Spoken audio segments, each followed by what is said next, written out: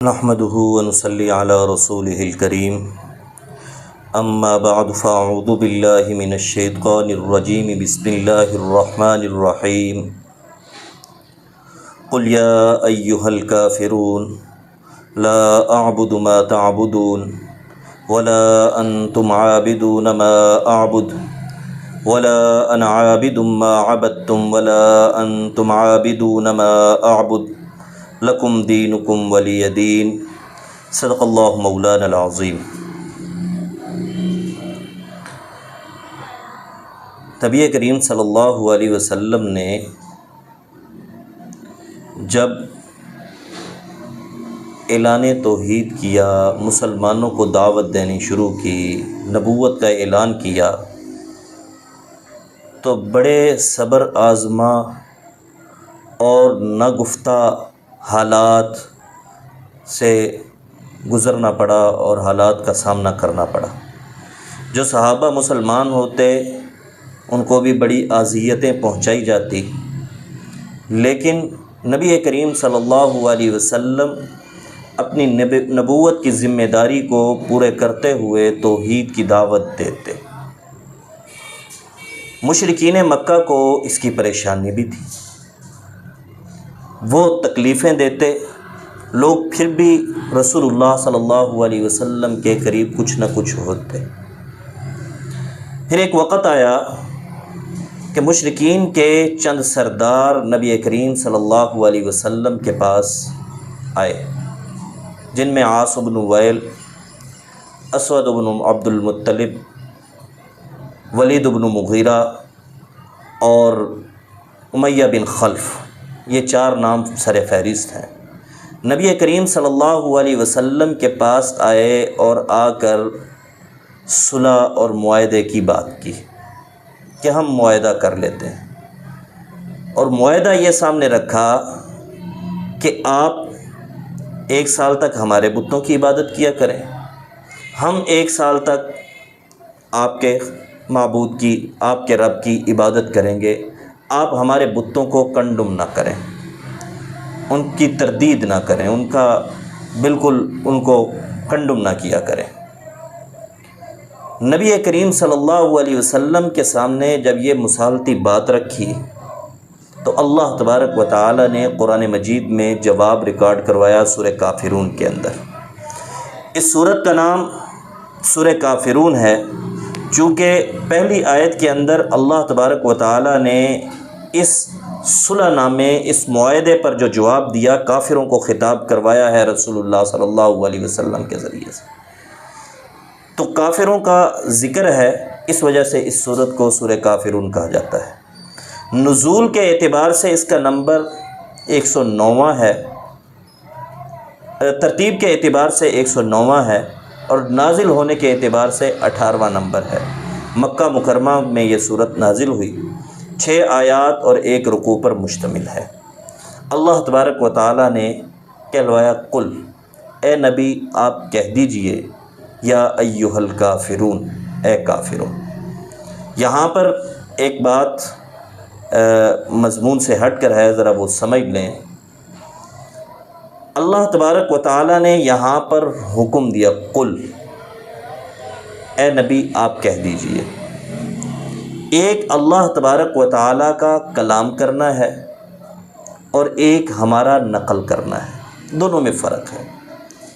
اللہ تبارک و تعالی نے کلام کیا، وہ اللہ تبارک و تعالی کا حکم تھا رسول اللہ صلی اللہ علیہ وسلم۔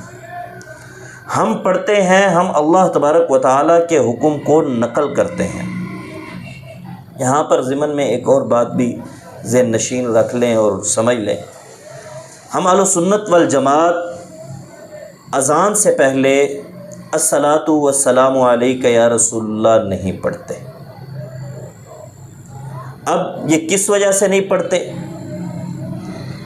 اس وجہ سے نہیں پڑھتے کہ ہم عاشق رسول ہیں۔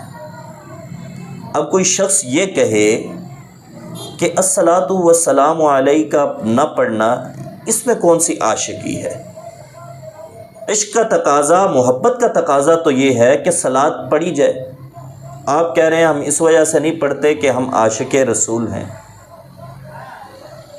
اس کا جواب اور اس کی بنیادی وجہ یہ کہ عشق کا تقاضا یہ ہے، محبت کا تقاضا یہ ہے کہ رسول اللہ صلی اللہ علیہ وسلم کا ادب کیا جائے۔ میں اور آپ یہاں پر زندہ، نبی کریم صلی اللہ علیہ وسلم یہاں سے کئی ہزار کلومیٹر دور مدینہ منورہ کے اندر اپنے روضہ رسول میں زندہ۔ اب دور سے کسی بڑے کو آواز دینا یہ ادب کے خلاف ہے۔ ایک بیٹا مسجد کے دروازے پر کھڑا ہو، سڑک کے دوسری جانب اس کے والد صاحب جا رہے ہوں، اب یہاں پر دروازے پر کھڑا ہو کر وہ دوسری جانب، سڑک کے دوسری جانب اپنے والد صاحب کو کہے ابا جی اونچی آواز سے، دیکھنے والا یہ کہے گا کہ بے ادب ہے، با ادب نہیں۔ یا کے ذریعے سے جب ہم دور سے نبی کریم صلی اللہ علیہ وسلم کو خطاب کرتے ہیں تو یہ ادب کے خلاف ہے۔ ہم بے ادب نہیں ہیں، ہم با ادب ہیں۔ کیوں؟ ہم رسول اللہ صلی اللہ علیہ وسلم سے محبت کرتے ہیں، ہم رسول اللہ صلی اللہ علیہ وسلم کے عاشق ہیں۔ اس پر فوراً سوال ہوگا، آپ تشہد میں بیٹھتے ہیں، وہاں پر پڑھتے ہیں السلام علیک ایھا النبی، وہاں پر بھی یا خطاب کا ہے، وہاں پر کیوں پڑھتے ہیں؟ وہاں پر کیا بے ادبی نہیں ہے؟ اس کا جواب اچھے طریقے سے سمجھ لیجئے، یہی جواب یہاں پر بھی ہوگا قل یا ایھا الکافرون۔ نبی کریم صلی اللہ علیہ وسلم جب معراج پر تشریف لے گئے تو اللہ تبارک و تعالی نے تحفے کے طور پہ السلام علیک ایھا النبی کہا۔ وہ اللہ تبارک و تعالیٰ کا خطاب تھا۔ ہم جو پڑھتے ہیں ہم اللہ تبارک و تعالیٰ کے خطاب کو نقل کرتے ہیں، ہم رسول اللہ صلی اللہ علیہ وسلم کو خطاب نہیں کرتے۔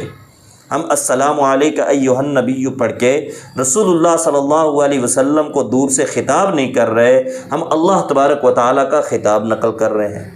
جس طرح اللہ تبارک و تعالیٰ نے قرآن مجید کے اندر فرمایا یا ایھا المزمل، یا ایھا المدثر، یا ایھا النبی قل لازواجک و بناتک و نساء المؤمنین، یہ یا کے ذریعے سے خطاب ہو رہا ہے۔ یہاں پر قل یا ایھا الکافرون، یہاں پر کافروں کو خطاب ہے، وہاں پر رسول اللہ صلی اللہ علیہ وسلم کو خطاب ہے۔ اللہ تبارک و تعالی یا ایھا المزمل کہہ کے رسول اللہ صلی اللہ علیہ وسلم کو خطاب کر کے حکم دے رہے ہیں، ہم رسول اللہ صلی اللہ علیہ وسلم کو حکم نہیں دیتے۔ اللہ تبارک و تعالی یا ایھا المدثر خطاب کر کے حکم دے رہے ہیں، ہم حکم نہیں دیتے، ہم خطاب نہیں کرتے، بلکہ ہم اللہ تبارک و تعالی کے خطاب اور جو اللہ نے حکم دیا ہے اس کو نقل کرتے ہیں، اس کو پڑھتے ہیں۔ ہم رسول اللہ صلی اللہ علیہ وسلم کو دور سے نہ خطاب کر رہے ہیں نہ حکم دے رہے ہیں۔ اسی طریقے سے اللہ تبارک و تعالیٰ نے جو رسول اللہ صلی اللہ علیہ وسلم سے کہلوایا قل، اے نبی آپ کہہ دیجئے، یہ اللہ تبارک و تعالیٰ کی طرف سے حکم تھا، ہم حکم نہیں دے رہے، ہم اللہ تبارک و تعالیٰ کے حکم کو نقل کر رہے ہیں۔ السلام علیک ایھا النبی کے اندر ہم خطاب نہیں کر رہے، ہم اللہ تبارک و تعالیٰ نے جو خطاب کیا تھا اس کو نقل کر رہے ہیں۔ الصلاۃ والسلام علیک یا رسول اللہ پڑھنا یہ دور سے خطاب کرنا ہے، اور بڑے کو دور سے خطاب کرنا بے ادبی ہے۔ السلام علیک ایھا النبی پڑھنا یہ خطاب نہیں، یہ اللہ تبارک و تعالیٰ کے خطاب کو نقل کرنا ہے۔ تو یہاں پر ہم جو پڑھ رہے ہیں یہ ہم اللہ تبارک و تعالیٰ کے خطاب کو نقل کر رہے ہیں۔ قل، اے نبی آپ کہہ دیجئے، یا ایھا الکافرون، اے کافروں، تم صلح اور معاہدہ کرنے کے لیے آئے ہو کہ ہم آپس میں کچھ لے دے کے معاملہ حل کر لیتے ہیں، اچھے طریقے سے سنو۔ یا ایھا الکافرون لا اعبد ما تعبدون، میں عبادت نہیں کرتا اس کی جس کی تم عبادت کرتے ہو، اور نہ تم عبادت کرنے والے ہو اس کی جس کی میں عبادت کرتا ہوں۔ پھر دوبارہ کہا، نہ میں عبادت کرنے والا ہوں اس کی جس کی تم عبادت کرتے ہو، اور نہ تم عبادت کرنے والے ہو اس کی جس کی میں عبادت کرتا ہوں۔ ایک سوال ذہن میں آئے گا کہ تکرار یہ بلاغت کے خلاف ہے، یہاں پر تکرار کیوں آیا؟ فصیح کلام کا تقاضا یہ ہے کہ اس میں تکرار نہ آئے، یہاں پر تکرار آ رہا ہے۔ اللہ تبارک و تعالی نے پہلی دوسری اور تیسری آیت میں جو بات کہی وہی چوتھی اور پانچویں آیت میں کہی ہے۔ اب یہ ایک ہی بات پہلی دو آیتوں میں بھی ہے اور دوسری دو آیتوں میں بھی ہے، یہ تکرار کی وجہ کیا ہے؟ یہاں پر مفسرین نے مختلف تفاسیر کی ہیں۔ پہلی تفسیر یہ کہ اعبدو مضارع کا صیغہ ہے اور عابدون یہ اسم فاعل کا صیغہ ہے۔ مضارع کے اندر دو زمانے ہوتے ہیں، ایک حال، ایک آئندہ آنے والا زمانہ مستقبل، لیکن جب مضارع کا صیغہ بولا جائے تو اس وقت ایک ہی زمانہ مراد لیا جائے گا، دو زمانے مراد نہیں لیے جائیں گے۔ ہوتے مضارع میں دو زمانے ہیں، لیکن جب کلام کیا جائے اس وقت ایک ہی زمانہ مراد ہوگا۔ تو اس میں فاعل جو ہے وہ بھی مضارع سے بنتا ہے، تو اس میں بھی دو زمانے ہوئے۔ تو اس میں فاعل کو جب کلام کیا جائے گا تو اس میں اس وقت ایک زمانہ مراد ہوگا۔ اب سمجھیں، اللہ تبارک و تعالیٰ نے پہلی جو آیتوں میں بیان فرمایا، کلام کیا، لا اعبد ما تعبدون، میں فی الحال عبادت نہیں کرنے والا اس کی جس کی تم عبادت کرتے ہو، اور نہ تم فی الحال عبادت کرنے والے ہو اس کی جس کی میں عبادت کرتا ہوں۔ ولا انا عابد ما عبدتم، اور نہ میں آئندہ عبادت کرنے والا ہوں اس کی جس کی تم عبادت کرتے ہو، اور نہ تم آئندہ عبادت کرنے والے ہو اس کی جس کی میں عبادت کرتا ہوں۔ پہلی تفسیر یہ ہوگی۔ اس پر تھوڑا سا سوال یہ ہوگا کہ اللہ تبارک و تعالیٰ یہ مشرکین کو خطاب کر رہے ہیں کہ تم عبادت کرنے والی نہیں اس کی جس کی میں عبادت کرتا ہوں، آئندہ بھی تم عبادت کرنے والے اس کی نہیں ہو جس کی میں عبادت کرتا ہوں۔ کیا مشرکین عبادت نہیں کریں گے اللہ کی؟ اس کا مطلب یہ ہے کہ مشرک ہوتے ہوئے موحد نہیں ہو سکتا، موحد ہوتے ہوئے مشرک نہیں ہو سکتا۔ جب تک تم مشرک ہو تم میرے رب کی عبادت نہیں کر سکتے، اور میں تمہارے رب کی عبادت نہیں کروں گا چونکہ تم مشرک ہو۔ جب تم موحد ہو جاؤ گے تم مشرکوں کے جو اتنے بت ہیں ان کی عبادت نہیں کرو گے۔ یہ مطلب ہے کہ مشرک ہوتے ہوئے موحد نہیں ہو سکتا، موحد ہوتے ہوئے مشرک نہیں ہو سکتا۔ یہ مطلب ہے دوسرے کا، میں آئندہ عبادت کرنے والا نہیں اس کی جس کی تم عبادت کرتے ہو، اور نہ تم آئندہ عبادت کرنے والے ہو اس کی جس کی میں عبادت کرتا ہوں۔ پہلی تفسیر تو یہ تھی۔ دوسری تفسیر یہ ما ہے، لا اعبد ما ولا انتم عابدون ما، یہ چاروں آیتوں کے اندر ما کا لفظ آ رہا ہے۔ ما موصولہ بھی ہوتا ہے اور ما مصدریہ بھی ہوتا ہے۔ یہ تھوڑی سی علماء کی زبان کی بات ہے، اگر آپ تھوڑی سی توجہ کریں گے سمجھ میں آ جائے گی۔ ما مصدریہ بھی ہوتا ہے اور ما موصولہ بھی ہوتا ہے۔ پہلی دو آیتوں کے اندر ما سے مراد ما موصولہ ہے، معنی بنے گا میں عبادت نہیں کرتا ان کی جن کی تم عبادت کرتے ہو، اور نہ تم عبادت کرنے والے ہو ان کی جن کی میں عبادت کرتا ہوں۔ اور دوسری دو آیتوں میں ما مصدریہ ہوگا، تو مطلب یہ ہوگا میری عبادت کا طریقہ وہ تمہاری عبادت کا طریقہ نہیں، تمہاری عبادت کا طریقہ میری عبادت کا طریقہ نہیں ہے۔ یہ فرق آ جائے گا۔ یہاں پر لا الہ الا اللہ محمد الرسول اللہ اس تفسیر کی عملی صورت بنے گی کہ ہمارے معبود بھی الگ اور ہمارے عبادت کا طریقہ بھی الگ ہے۔ تمہارا عبادت کا طریقہ الگ، ہمارا عبادت کا طریقہ الگ، اور تمہارے معبود الگ، میرا معبود الگ۔ یہ کافروں کو کہا گیا۔ دوسری تفسیر یہ۔ تیسری تفسیر مفسرین نے یہ بیان کی کہ یہاں پر تکرار اور تاکید کے لیے، تکرار جو ہے وہ تاکید کے لیے ہے۔ جس طرح ہم کلام کے اندر بسا اوقات تاکید کرنے کے لیے ایک بات کو دو دفعہ کہہ دیتے ہیں، اسی طریقے سے یہ بات تاکید کے لیے آئی، چونکہ وہ صلح کرنے کے لیے آئے تھے، معاہدہ کرنے کے لیے آئے تھے۔ اللہ تبارک و تعالیٰ نے تاکیداً یہ بات کہہ دی۔ آخر میں اللہ تبارک و تعالیٰ نے اصولی بات فرمائی، لکم دینکم ولی دین، تمہارے لیے تمہارا دین، میرے لیے میرا دین۔ دین کا معنی کیا ہے؟ یہاں پر بھی دو تفسیریں ہیں۔ دین سے مراد جزا، یوم الدین، روز جزا کا مالک ہے، وہاں پر دین جزا، یہاں پر دین سے مراد جزا، تمہارے عقیدے اور عمل کی جزا تمہیں ملے گی، میرے عقیدے اور عمل کی جزا مجھے ملے گی۔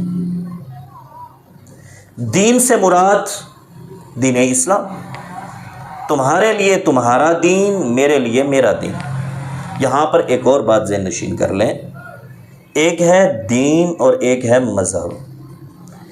دین نام ہے منصوصات کا اور مذہب نام ہے اجتہادات کا۔ دین نصوص کو کہا جاتا ہے اور مذہب اجتہادات کو کہا جاتا ہے۔ ہم حنفی ہیں، ہم یہ نہیں کہتے ہم دین حنفی پر ہیں، ہم یہ کہتے ہیں مذہب حنفی۔ مذہب کہتے ہی اجتہادات کو ہیں۔ دین قرآن مجید کی نصوص اور حدیث متواترہ کی نصوص، نصوں کو کہتے ہیں، نصوص کو کہا جاتا ہے، اور مذہب اجتہادات کو کہا جاتا ہے۔ دین ایک ہی ہے، پہنچنے کی جگہ ایک ہی ہے، ٹھکانہ ایک ہی ہے، اور وہ دین اسلام ہے۔ مذہب حنفی بھی ہو سکتا ہے، مالکی بھی ہو سکتا ہے، حنبلی بھی ہو سکتا ہے، شافعی بھی ہو سکتا ہے۔ اب یہ کہنا کہ انہوں نے دین کو چھوڑ کر مذہب بنا لیا ہے، مذہب نصوص کا نام نہیں، مذہب اجتہادات کا نام ہے۔ لیکن بسا اوقات دین پر مذہب کا لفظ بول دیا جاتا ہے، وہاں پر اجتہادات مراد نہیں ہوتے، نصوصات مراد ہوتے ہیں۔ ہم جو کہتے ہیں ہمارا مذہب حنفی ہے، اس کا مطلب یہ نہیں کہ دین حنفی ہے۔ دین مقام کا نام ہے، پہنچنے کی جگہ ہے، ٹھکانہ ہے، لیکن وہاں تک پہنچنے کے جو راستے ہیں ان کو مذہب کہا جاتا ہے، وہ حنفی، شافعی، مالکی ہیں۔ اللہ تبارک و تعالی ہمیں قرآن و سنت کو سمجھ کر عمل کرنے کی توفیق عطا فرمائے۔ آخر میں رسول اللہ صلی اللہ علیہ وسلم نے فرمایا، اے کافرو، تم معاہدہ کرتے ہوئے ایک ایک سال کا، تمہارے لیے تمہارا دین، میرے لیے میرا دین۔ اللہ تبارک و تعالی قرآن و سنت کو سمجھ کر عمل کرنے کی توفیق عطا فرمائے۔